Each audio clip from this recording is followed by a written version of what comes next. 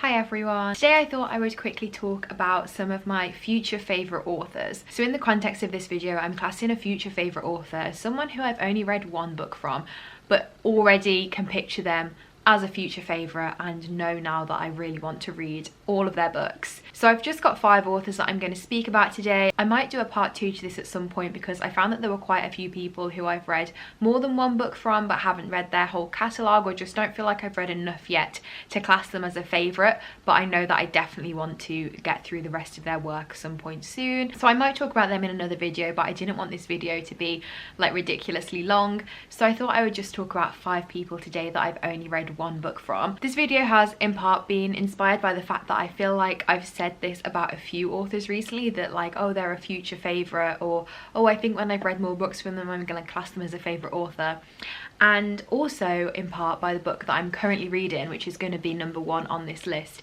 I'm actually only 90 pages into this, so I'm not even halfway through, and I just know that I, first of all, am going to love this book. So that book is Saltwater by Jessica Andrews, and yeah, I definitely think from what I've read so far that Jessica Andrews is going to be a future favourite author for me. The way that this is written is actually like sometimes like a bit of like a kick in the gut. Like the way that things are phrased in this actually really makes me feel feelings. Like it's so raw in places, it's very just impactful, and it's not very often that I feel like a book can have that sort of impact on me where I'm genuinely like feeling really intense emotions. Like I can read a book and be like, oh, that's sad or that's happy, but I just feel like this is already making such an impact on me in the way that it's written, and I think that it's really like cleverly done. So it's told through these very like short chapters which are almost like fragments. The narrative is sort of telling the story of this young woman,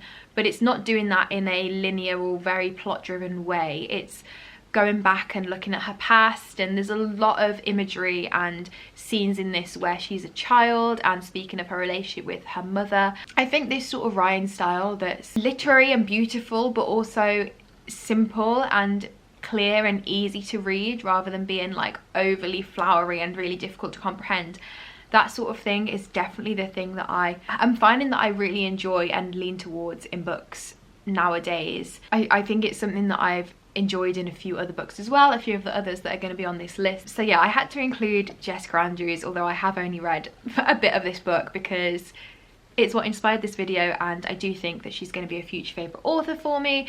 Her second book, Milk Teeth, is coming out in July, I believe. I love the cover of it. Like I love this cover, but I will put the picture of Milk Teeth up somewhere on screen because oh my god, I love the cover. I can't wait to get my hands on it already, and I have read a couple of reviews of it, like early reviews already, that say that it's following the same sort of format and writing style as this one. So yeah, I'm sure that I will end up loving that as well. The next author that I have on my list is Elif Shafak, and this is another recent read for me. This is actually not the most recent, but the second most recent book that I finished, and that is The Island of Missing Trees. I feel like I've said quite a few times before going into this book that there's just something about this author that I thought that I was really gonna love, and I wasn't sure why. I think the plots and the blurbs of her books have always really appealed to me, and after reading this one I feel like, yeah, she's definitely going to be a future favourite of mine, and I can't wait to read more of her books. But essentially the sort of heart of this book is the island of Cyprus. It tells the lives of a couple, one of whom was from the Turkish side of the island and one of whom was from the Greek side of the island, and they sort of entered into a relationship when they were teenagers in the 70s. There's sort of like a dual timeline where you're discovering their relationship and the atmosphere on the island in the 70s, but then at the same time you have segments set in the modern day from the perspective, or not from the perspective of, but like surrounding, I guess, their now teenage daughter, and it's set in London, and it's a lot about her sort of relationship with her past and her family, a lot about the origins of her family with these historical chapters, but there's also sections of this that are told from the perspective of a fig tree. It's sort of like an omnipresent, I guess, narrator throughout the lives of all of these characters. It's very interesting the way that it's done, like there's bits where this fig tree is saying, I really wish that I could have said this, but I'm a tree and I can't say this. Obviously it's written a lot better than that in this book, and that might sound really weird, but those sections were like my favorite sections in this book. I thought they were so lyrical and so well done. And again, I found the writing in this book to be one that really got under my skin and made me think a lot, and made me really sympathize with these characters and made me really want the best for them. And it was beautiful and lyrical in places, but at the same time it wasn't too difficult to read at all, and I read it pretty quickly. And the next book of this author's that I think I'm going to read is The Bastard of Istanbul, because this is the other one that I have. This is like a tiny paperback though, and the font is like so small, so I think it's going to take me probably quite a while to get through, but I am excited about it. And I do know that this author has quite a big back catalogue as well, so I can't wait now to just really delve into all of her books and find which ones are my favourites. The next author that I wanted to mention is Ingrid Passad. The book of hers that I've read is actually her only book that's out at the moment, and that was Love After Love. This was one of my absolute favourite books of 2021. I've talked about it quite a few times on my channel, so I won't go too much into detail about it, but the gist of it is that it's following these three people.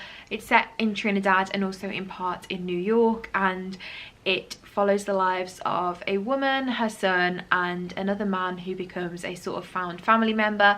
And those are really the themes of it: family, found family. But there are loads of other different sorts of threads and themes woven into this as well, and that's what I really liked about it. There was so much that you got a really round picture of these lives, I think. And again, this wasn't like a massive story or adventure or like a massively plotty book, but I just found that the way that Ingrid Passad created these characters made me really feel for them, really sympathize with them, and again just really get to know them. And yeah, now just reflecting on the authors that I've mentioned so far, I think that is quite a common theme across these books, is that the characters really do stand out to me in all of these books that I'm going to be talking about, and the way that they're created. I just think maybe I'm a character person, which is something that I've never really thought about before, but yeah, I guess that's true. Yeah, the characters in this book were really the like stars of the show for me, and this book was one of the first books in a very long time that I actually cried physical tears at. I don't know if I still have the picture of me crying. It's definitely in one of my old videos, so I will leave the link to like the video that I talked about this in properly if you want to see.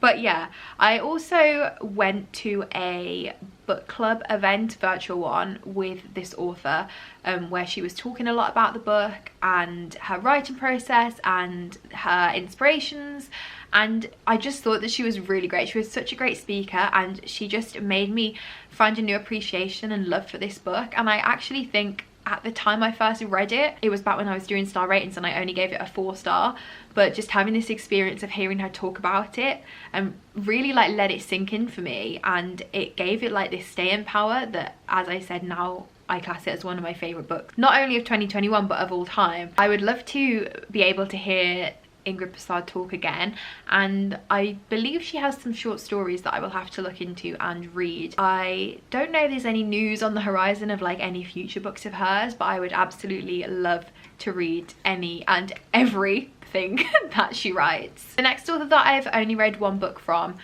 and would really like to read more of is Jacqueline Woodson. So the book that I read last year was Red at the Bone, and I believe I read this in a vlog, so I will leave a link to that in the description as well if you want to see my sort of live thoughts and feelings about it. But I feel like I'm repeating myself a lot because I hadn't realized like how similar in sort of the things that I liked about them these books were. But again, I feel that this is a very nostalgic story, and I think the way that Jacqueline Woodson conjures up that sense of nostalgia is very like quiet and also very clever, and I think that that's quite similar to Saltwater in a lot of ways, thinking back. Again, a very like simple style that says so much. I think that's another thing, authors that are able to say so much without actually having to do pages and pages of prose, and being able to like do it so concisely but so perfectly, I think is just so skilled, and they're just like masters of their craft. So I really enjoy that, and I think that this book really did that as well. So yeah, I believe that Jacqueline Woodson has a couple of other books out. I believe they're YA or even children's books. I'm not entirely sure, I need to look into it, but I would be interested to see, because Red at the Bone, while it focuses around teenage characters, I'm not sure if it's classed as YA or not, or if it's sort of like a crossover sort of book. I need to do some more research into it, so if you've read from this author, please let me know. But yeah, I would love to check out the rest of her books as well. And the final author that I want to talk about is Bernardine Evaristo, because I read The Emperor's Babe last year, and again, it's another one that I've talked about quite a few times, so I won't talk about too much now, but I did love it and it made it onto my favourites of the year list.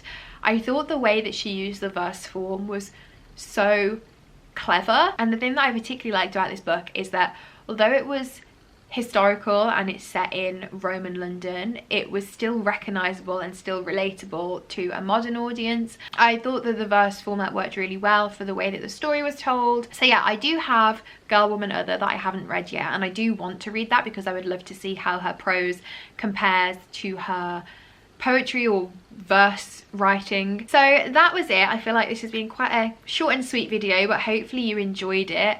Those are 5 authors that I feel like are going to be future favourites for me and that I want to read more from. If you've read any of the books that I haven't read from any of these authors and want to recommend one to me, I would love to hear your thoughts in the comments, or if you have any other recommendations based on me liking these authors, then please also let me know. Thank you so much for watching, and I will hopefully see you again soon. Bye!